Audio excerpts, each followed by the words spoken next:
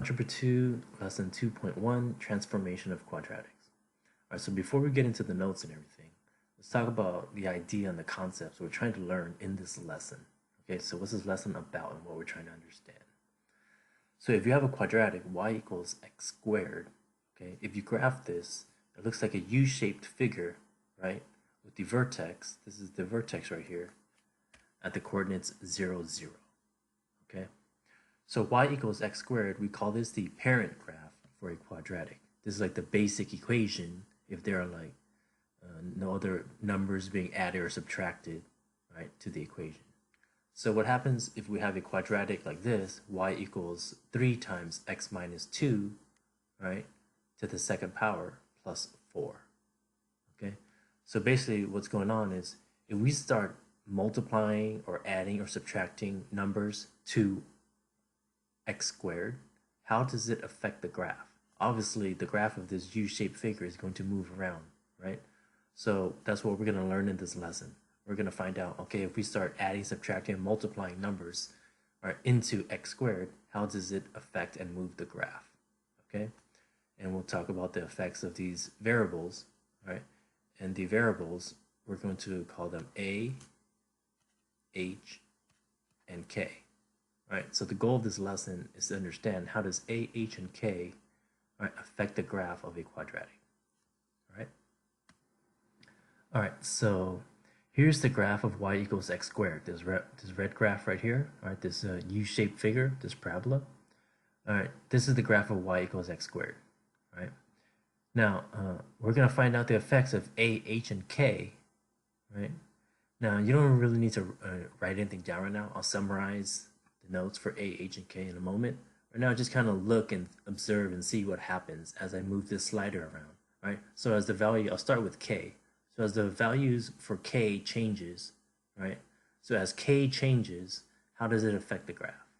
So right now, K is equal to 0, okay? So let's say K is a positive number, what happens?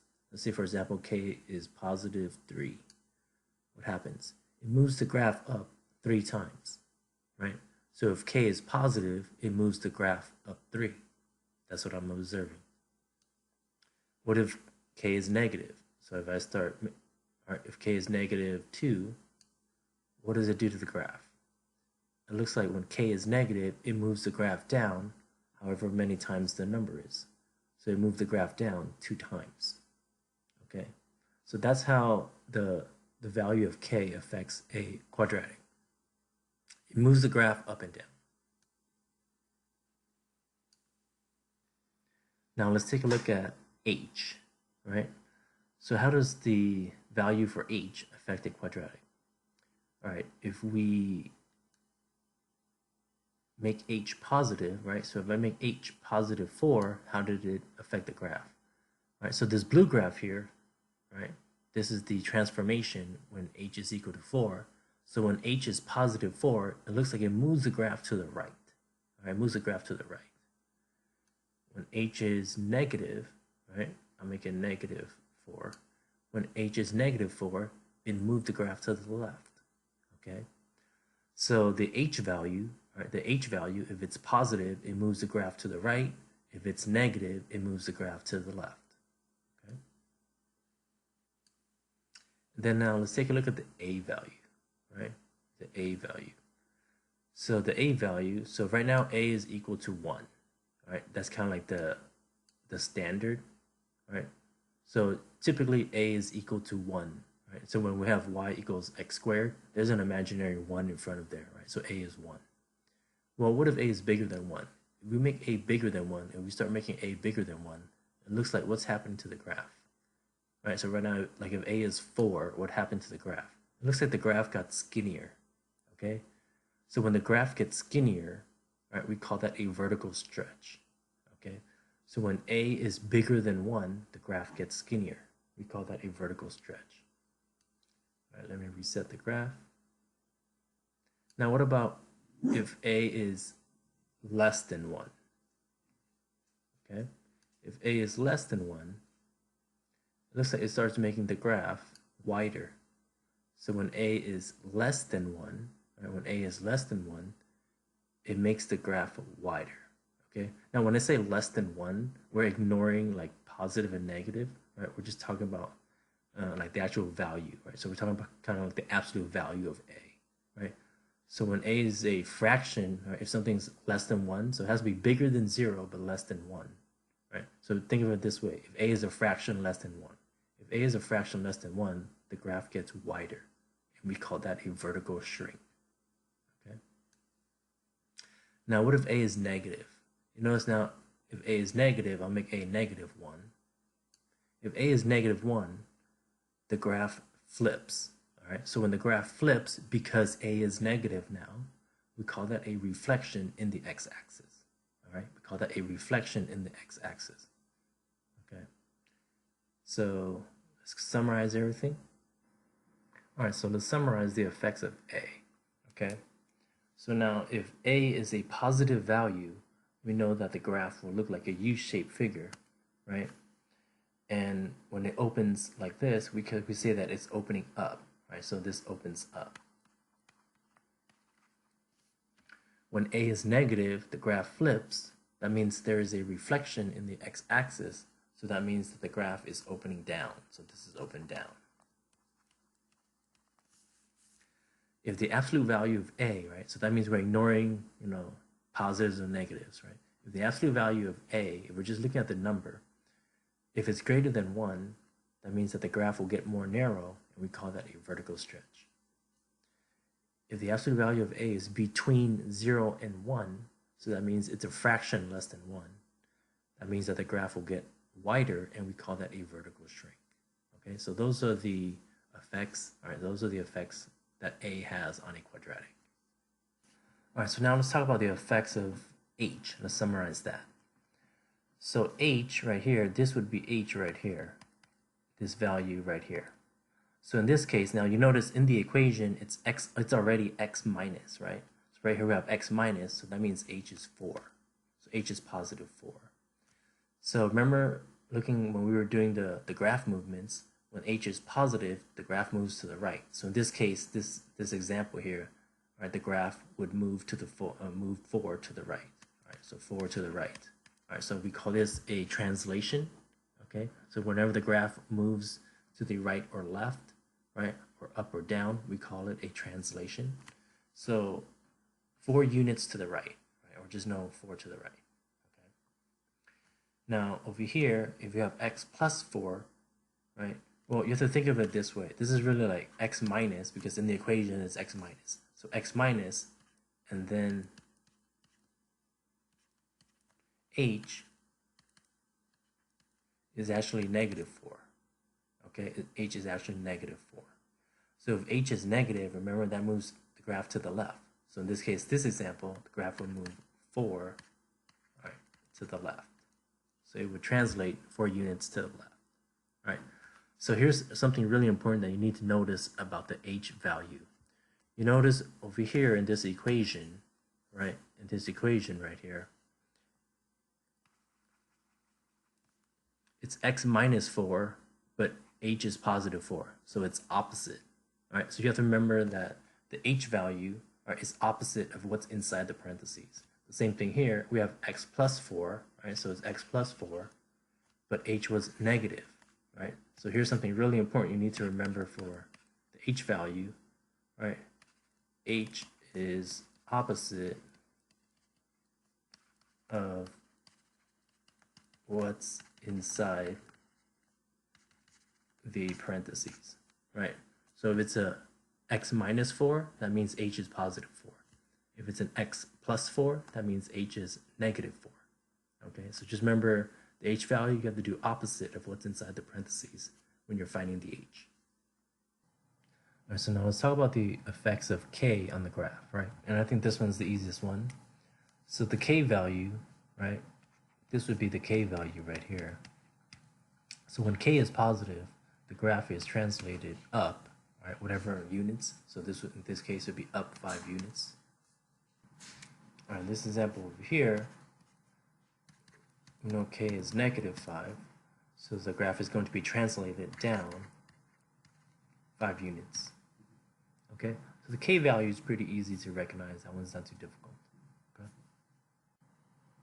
So we know that A is equal to 2, right? So if A is 2, there's two things that we know. We know that the graph is going to open up because A is positive, right? And also, if A is 2, that means it's bigger than 1. So that means we're going to have a vertical stretch.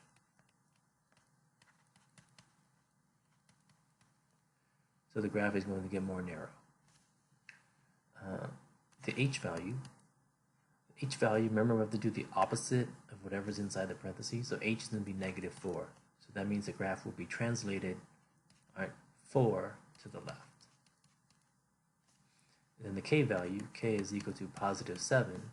So the graph will be translated 7 units up, right? So now we're going to sketch this, all right?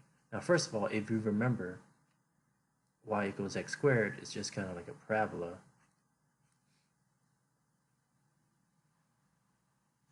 Like this, right? This is y equals x squared. This is y equals x squared. So now we're going to graph this function, right? And we're going to, and basically the h and k value tells you how to move the graph, okay? These are called transformations. So I'm going to graph this one.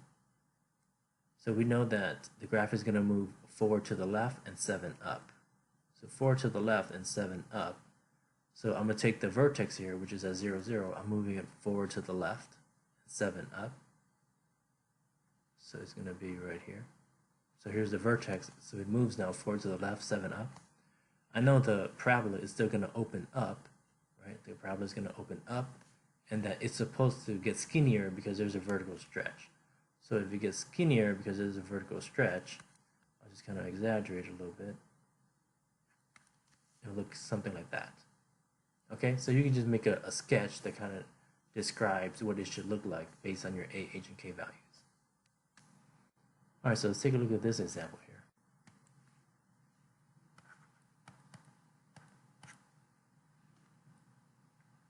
So that means the graph is going to flip, so there is a reflection in the x-axis, right? Now if A is 1 or -1, the graph does not get more narrow or wide, so it just stays the same shape, okay?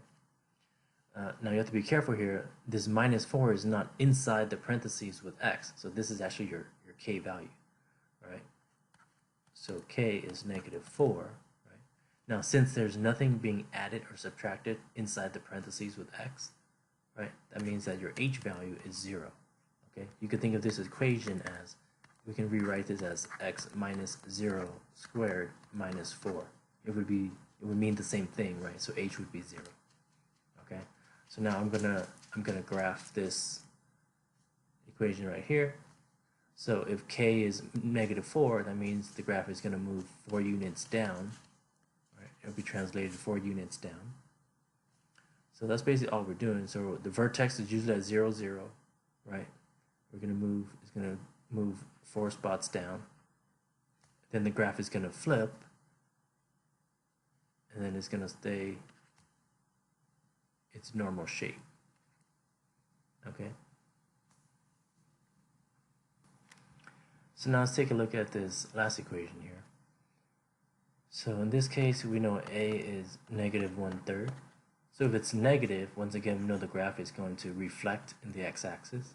And if A is a fraction that is less than 1, right? So since it's a fraction less than 1, we know the graph is going to get wider.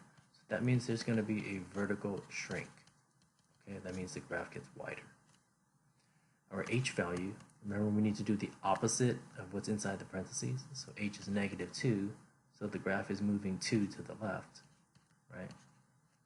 And then the k value is a -5, so the graph is moving down 5. So now we're going to sketch this. Now the vertex, remember we start at 0, 0. The vertex is usually at 0, 0. We're going to move it left 2, down 5. So we're moving left 2, down 5. So here's where the vertex would be. Now the graph is going to flip, all right? So there's a reflection in the x-axis, it flips, and the graph is supposed to get wider because there's a vertical shrink. So I'm going to exaggerate that. I'm going to make the parabola wider than normal to show that we know that it has a vertical shrink. Okay? All right, so the last thing we need to be able to do in this lesson is if I give you, all right, a list of transformations, you should be able to come up with, all right, the transformed function. Okay, so based on this question, what it's saying is, all right, so there's a function g of x, right, and it's obtained from, all right, transforming f of x, right? So they want us to find g of x. So they tell us f of x is x squared, right? It's a quadratic. And then we have this list of all these transformations, right? So first of all, we know there is a vertical stretch by a factor of 4. So that means that they're telling you the a value is 4, right? And there's also a reflection. So when there's a reflection, remember a is negative. So we know a is negative 4. And then what else do they tell us? It's followed by a translation of 2 units up. Well, you're going 2 up, that means that the k value, right, is positive 2, right? Because k moves the graph up and down. And then it doesn't tell us anything else, so we know that the h value is 0. Okay, so if we plug this into our, right, kind of our equation, remember the a parentheses x minus h squared plus k. So we plug in these values. So y is equal to a, which is negative 4. Now h is 0, so I could put a 0 there if I want to. And then we know k is positive 2.